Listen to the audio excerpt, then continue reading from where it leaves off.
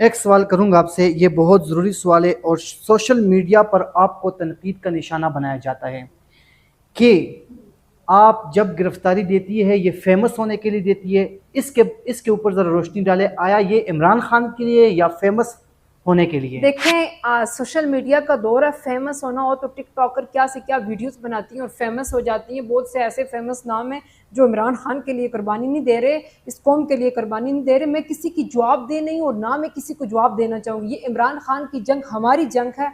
हम अपने आप को हमेशा पार्टी वर्कर्स कहलाना पसंद करते हैं, हम पार्टी कारकुन हैं। हम इंशाल्लाह कोई कुछ भी कहे, इमरान खान की जद्दोजहद में मेरी जान भी चली जाए तो मुझे फ़र्क नहीं पड़ना, इंशाल्लाह मैं लड़ूंगी। कौन सी गिरफ्तारी थी जो सबसे ज़्यादा तकलीफ देती? मेरी सबसे पहले वाली गिरफ्तारी तकलीफ दे थी जिस दिन मेरे कायद वज़ीर आज़म नहीं रहे थे, मुझे पुलिस ने पकड़ लिया। मुझे इस चीज़ का दुख नहीं था, मुझे दुख इस बात का था